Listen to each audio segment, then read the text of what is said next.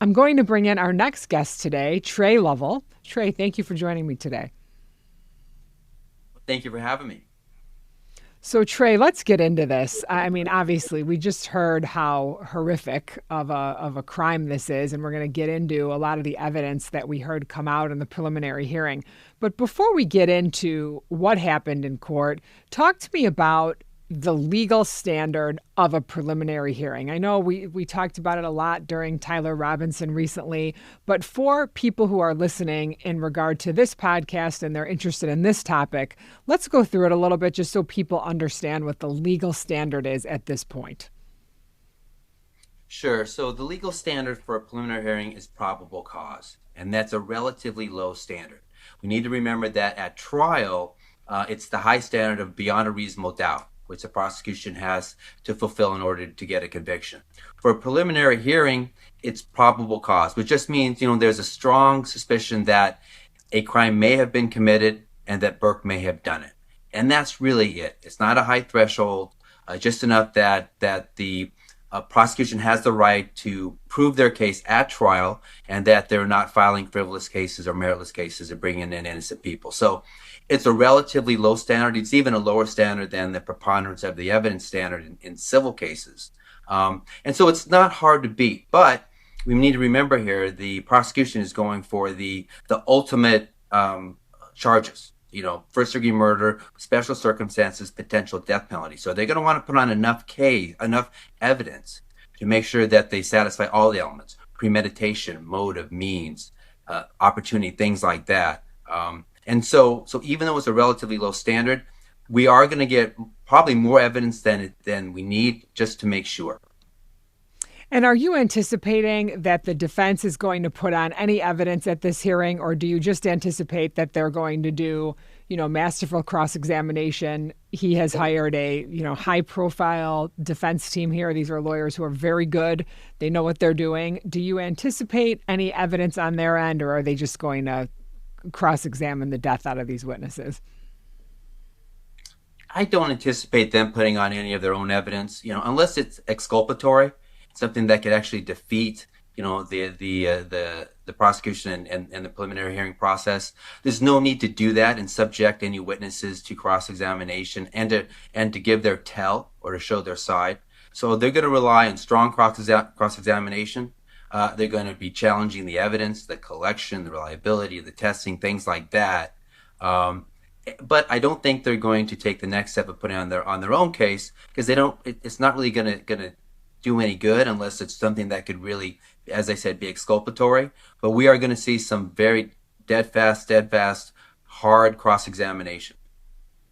And for people listening, exculpatory evidence is evidence that would exist to exonerate David of this crime, right? To be able to say, well, he was out of the country during this entire period. It couldn't have been him for a variety of reasons. So that's the type of evidence that maybe the defense would put on at this point. I don't think there's any of that available here. I think there's a very strong circumstantial case, which we will get into. Let's talk about the fact that they did do this in Tyler Robinson, right? The defense put on witnesses that I think didn't help their case at all, frankly. I mean, I know the judge has not ruled on probable cause, and I think it goes to your point that unless it's going to be evidence that's so explosive and goes to whether or not the crime could have been committed. That's not what happened in Robinson, right? They put a bunch of evidence up there that you may put up at a trial to try to garner some reasonable doubt, but that was definitely not evidence in any way, shape, or form that I think helped their cause at a preliminary hearing. No, I totally agree. And we need to remember, this is the defense's opportunity to really see a lot of the prosecution's case, to do their cross examination, to challenge the testing and the evidence collection, et cetera, and to prepare them for the trial. Because I think they know this is going to go. This is gonna get. They're going to find probable cause, and this will go to trial. So this is their opportunity. They want to vet these witnesses. They want to vet this evidence, see what sticks, see what doesn't stick, and then really just use that to prepare their case for trial. On the same time, they want to be stealth. They don't want to put on their case, let the prosecution do the same to them or their witnesses. They want the element of surprise, the element of first time cross examination at trial, not at a preliminary hearing of prosecution witnesses, or defense witnesses. So it's really an opportunity for the defense to see the prosecution's case. On the flip side, it's the prosecution, they have to present enough evidence to make sure it goes forward on all charges. Because remember, there's three separate charges here.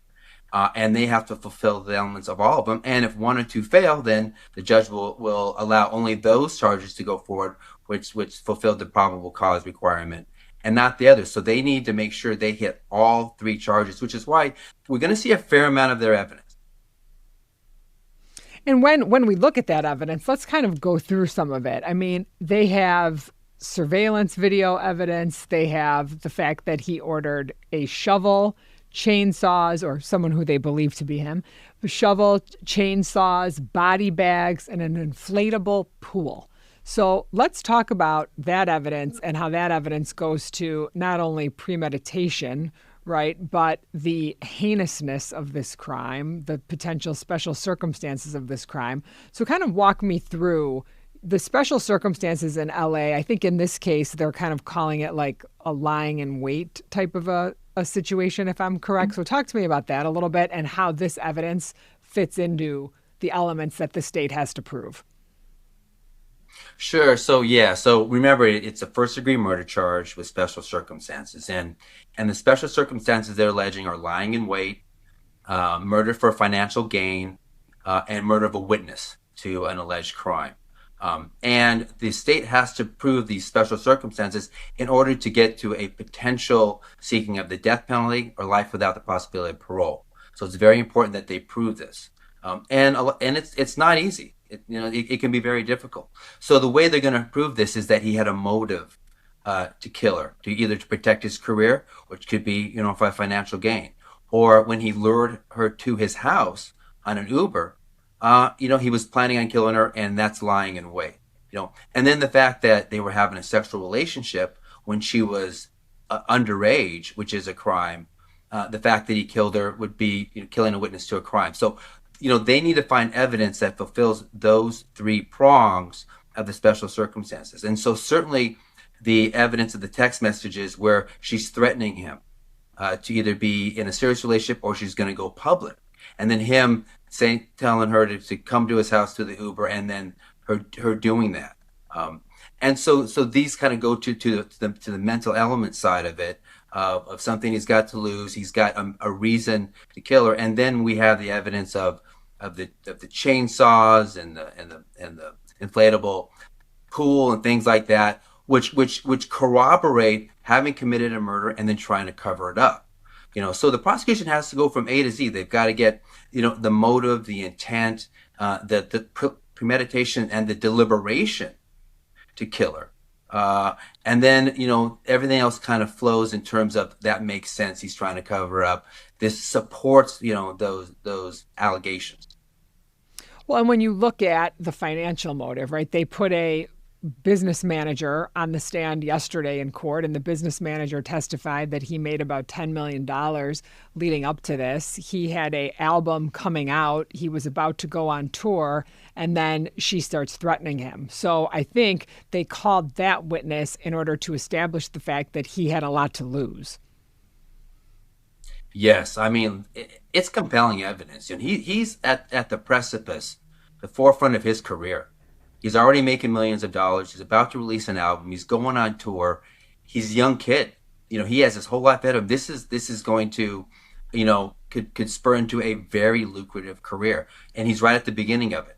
And for her to come out and threaten that, and certainly coming out with that relationship, and would lead to even an arrest based on having relationship with a minor, that would ruin his career. And so the timing of when all this is going to happen, the timing of the threats and the timing of when she's murdered, certainly goes into him doing it, and him having a motive to do it and a means to do it, and the ability to do it. So it's very compelling evidence.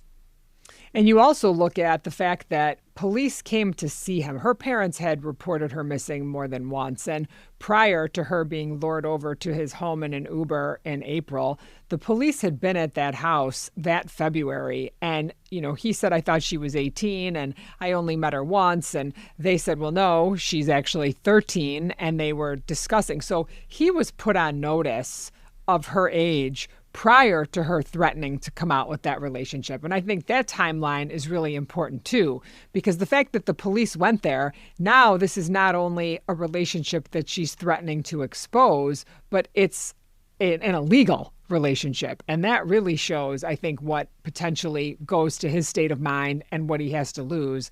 And he knew that back in February and continued to see her. Absolutely. I think that, that evidence really, there's two big facets to that. First of all, you're right. It really supports the motive that she's going to come out, with the relationship, and he needs to do something about it. But also it goes to, his credibility. He's already trying to hide things from the police, assuming that, we didn't believe, what he was telling the police. And that's going to taint him and it's going to taint his side. As you know better than most, credibility to a jury is everything. If they don't believe you, your witnesses, your side, you're done. And even though he may not testify, and I'm sure he won't in this case, at the trial, assuming this goes to trial, which I think it will, the fact that he's lying early on, if the jury believes he's lying, that's going to taint a lot of his case as the defense puts it on. So, defense is kind of, starting from a little bit behind here with that. But yes, that's very compelling testimony. The fact that he lied about her age, and or certainly at that point he was enlightened to her age and continued after that, falls right into the motive of, hey, she's about to expose me. I've got to do something. Yeah, Trey, we always start these cases down, I don't know, 14-0. And I think this one, it may be like a 28-0 because this is a tough one. I mean, my goodness. So let's talk about the evidence about the tattoos. Okay, so this to me is also extremely compelling. So they had these, each of them on their finger had these matching tattoos that said SHHH, like like the emoji with the finger over the mouth, right? Like this is supposed to be some kind of a secret.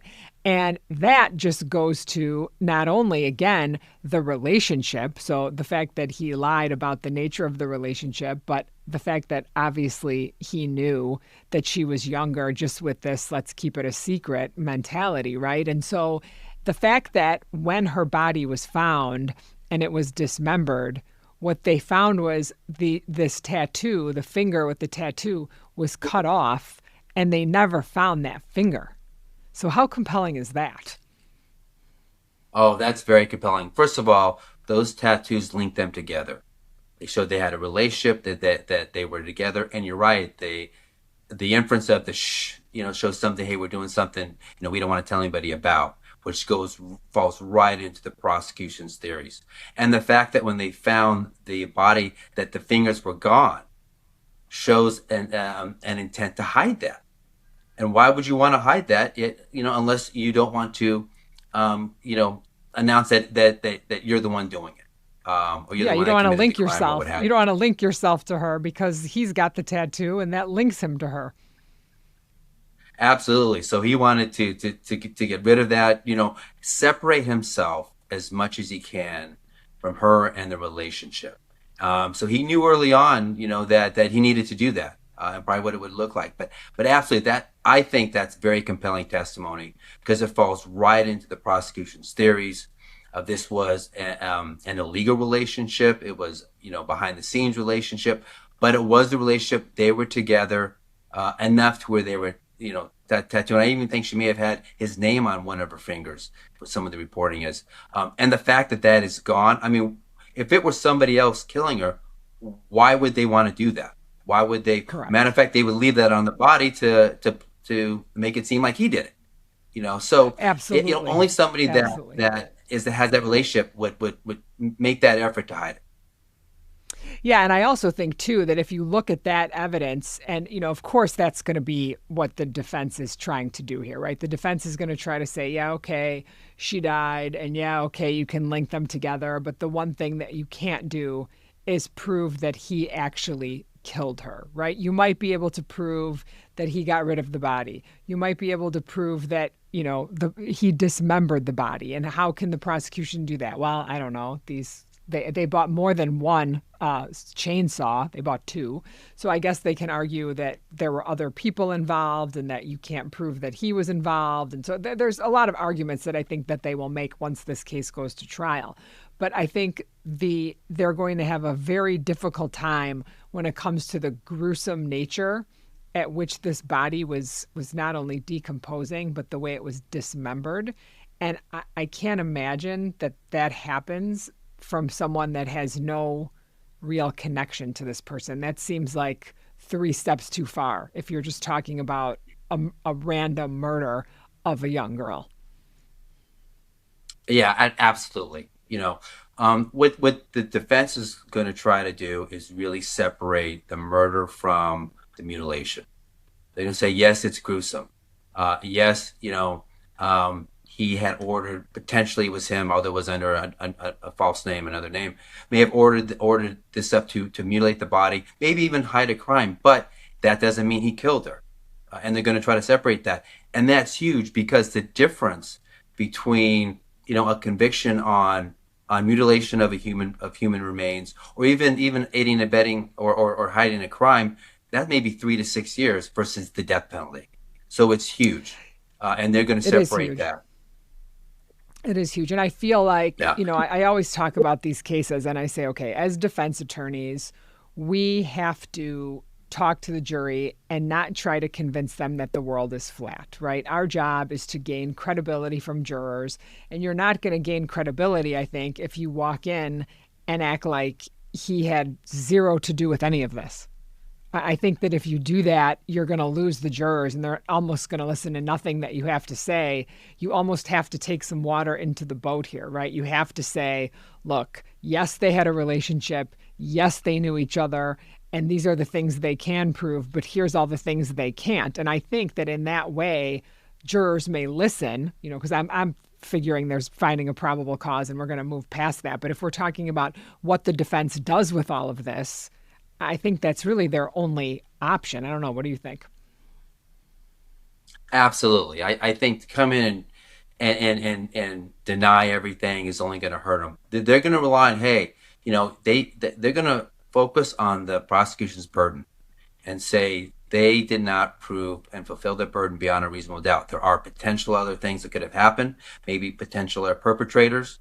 But either way, as long as it's a possibility somebody else did this, you can't convict. And they're also really going to focus on that on the killing in terms of, how do you know it was premeditated? In special circumstances. He could have invited her over and they got into an argument. They just want to talk. It was heat of passion. That's voluntary manslaughter. Once again, a voluntary manslaughter conviction is 3 to 11 years versus the death penalty, life without possibility of parole. So that's huge too. And so they're going to focus on even the means that they're claiming that she had been killed. So, you're right. You have to, it's a tough walk for the defense because like you said, you want to maintain your credibility. And by walking in and says, oh my God, our guy's innocent, he's being framed, that's just not going to do it. But that's why you just focus and pound. They're not fulfilling their burden. There's too many holes. The way they collected the evidence, other evidence that they didn't collect, that they should have done testing, that may have revealed third parties or other fingerprints. For example, the body bag and things like that supposedly that they didn't test. That's what you focus in on. So you're keeping your credibility with the jury, but you're pounding at the prosecution. And I think that's what happened in court yesterday. I think that the police were definitely on the hot seat and they were being cross-examined about things that they did not do. And when you're trying to solve a crime, especially where there's probably a mountain of evidence, right? I mean, like you said, on the body bags, this body was dismembered the way it was. The fact that there's certain aspects of not doing testing of certain things, I think definitely opens up the question. If you are going to raise the theory that maybe someone else killed her, then those are things that a jury may be wanting answers to. Absolutely. You got to remember, I think in defending, it's not the macrocosm, it's the microcosm. Right. You have a mountain of evidence. So what defense lawyers do is they take it down bit by bit. You challenge every collection, you challenge every testing, you challenge the perception memories of the witnesses. You don't do a huge big picture. You do it frame by frame by frame, and by challenging, this test or that test or this collection, they're chipping away, and they're suggesting, hey, even though they provided these results and had this evidence, it wasn't properly collected, or it's not reliable. They don't have a chain of possession, chain of title type thing, and so that's how they start to dismantle it. And certainly, if at the same time they can propose some alternative theories, maybe what could have happened, somebody else may have done it, or other circumstances, that helps. But even though it's a mountain of evidence, defense lawyers take a step back, they look at it, and they chip away at it, and then at the end you can say, remember what so and so said. They couldn't substantiate this. They couldn't substantiate that. They failed to test this, which could have revealed different results. All of a sudden, that starts building up in the jurors' minds, and they start thinking, wait a minute, maybe something is awry here. Maybe we don't know all the facts, and to send this guy to the death penalty, that's a big burden. So that's what defense lawyers do. And I look at these cases and I always, I'm still a practicing trial lawyer. I still try juries. And the one thing I always say is you have to be able to answer questions that the jurors are going to have. And if you can't answer the questions, you will lose. And the one question here that I think they will have a very difficult time answering is, even if he only disposed of the body or dismembered the body or whatever, if he didn't kill her, why? Why do that then? If he did not kill her, why not pick up the phone, call law enforcement, or leave the body as is, where it was, whatever the situation was? But I think the question is, if he didn't do it, why go to those lengths? And so I think that's the one question that they're going to have a hard time answering, that the jury will absolutely have. And when they go back in that jury box, if they can't somehow give a plausible answer for that, I think that's going to be the biggest problem with the theory that maybe he didn't kill her. He was just involved later on. I agree 100%. That is a huge problem. And assuming they can't dispel that he dismembered her, why do it if he didn't kill her? Yeah. And if they had a relationship, why and somebody else did it? Why isn't he, going to the police or trying to catch a person or what have you? So yes, that is a chasm that they're going to have to deal with.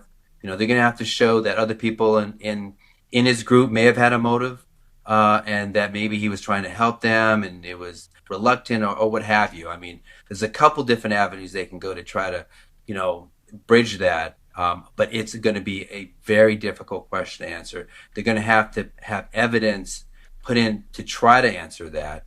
I don't think that's going to come just on the cross examinations. But yes, that I think that's the number one, number two big hurdles for them.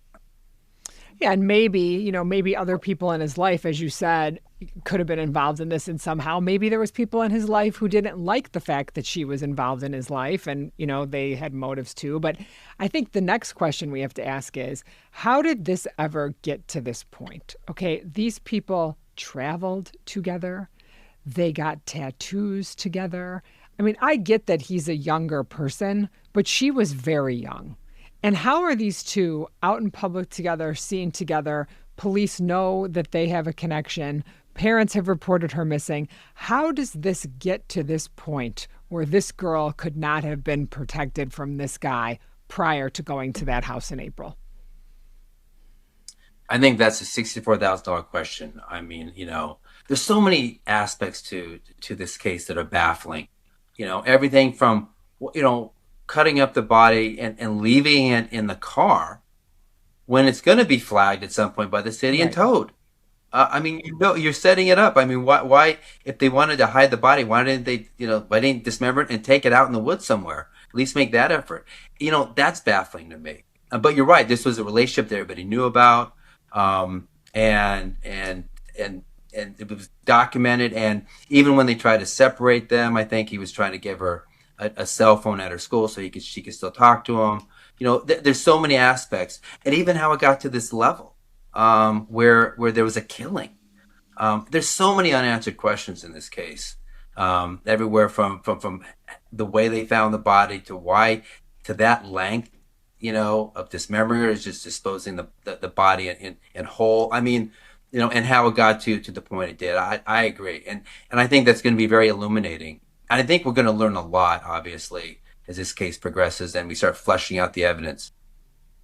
And that question not only comes from me, but it comes from our audience. So we have the option for our listeners and viewers to write in and ask me questions. And that's something that came up many times. And they asked specifically how this went undetected by police, flights, tattoo shop, and why anyone didn't say anything. And so I think this case is just a huge wake-up call to people out there. I mean, if you see a young girl, the photo they showed him when they went to the house was a photo of a 13-year-old girl. And they showed that photo in court yesterday. She looked like a baby. I mean, that's not, red flag should have been raised when these two are hanging out together. And I think it's important for everybody in the sphere that's listening to this to say, you know what, if you see something like this, you have to say something, because this is such a horrible ending to a story that probably could have been avoided.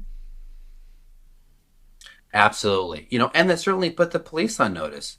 They're going to Yeah. him. He admits that he knows her, thinks she's older. She's not, but there is some relationship there. And even though he's diminishing it, now the police know about it. And then if she's missing again, or certainly high profile on social media if they're traveling, I'm a little surprised why this wasn't more on the police's radar. I know they got a lot of things that they're dealing with, but you're right. I mean, this is clearly an illegal relationship because of the age. It's not many attempts to hide it because they're out there on social media. The police have already inquired about it. He's giving responses that are questionable, and it continues. So I would agree. There may have been some mistakes made, and some things slipped through the cracks. But I'm a little surprised too how this got to the point where somebody didn't pull the trigger earlier and stop what was ultimately going to be what happened, which was the murder. Yeah, absolutely. Well, we're obviously going to be following this one from now until there's a conclusion here. The penalty for him is stiff if convicted, and if they can prove the special circumstances. I'm not so sure LA will ask for the death penalty, and even if they ask for it, it doesn't mean he's ever going to be put to death. So what are your thoughts on that?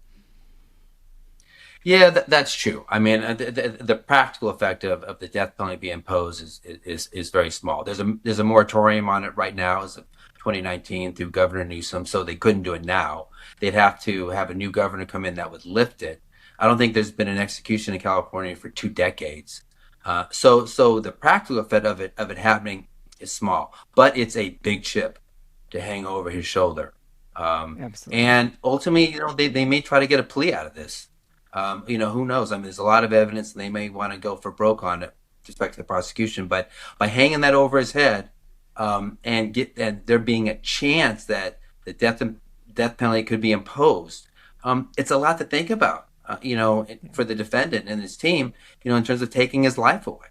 And so For they're sure. not going to take away that chip. They're going to keep that up there. And I would not be surprised if it's a ways down the road if Hockman goes for it. Just because he's an aggressive prosecutor. He wants to set a standard, and really deter crime. And this is a high profile crime. This is a heinous crime. This is a horrendous crime. It's a sad crime. And this is a perfect crime to put the death penalty label on it, to try to deter future conduct. So they're definitely not going to take it away, and I would not be shocked if he actually goes for it. Yeah, especially to show no one's above the law, no matter, how many songs you're writing or how much money you're making. But what I will say is, as somebody who has been very tough on the Utah courts, I am going to give a little gold star today to the LA courts for moving this along. So the fact that we are already at a preliminary hearing, I'm pretty confident that the judge will probably rule on this prior to the judge in Tyler Robinson. So we are looking forward to the finding of probable cause, and we will follow this through to the end. Tre, thank you so much for joining me. Your expertise has been invaluable today. Oh, thank you so much for having me.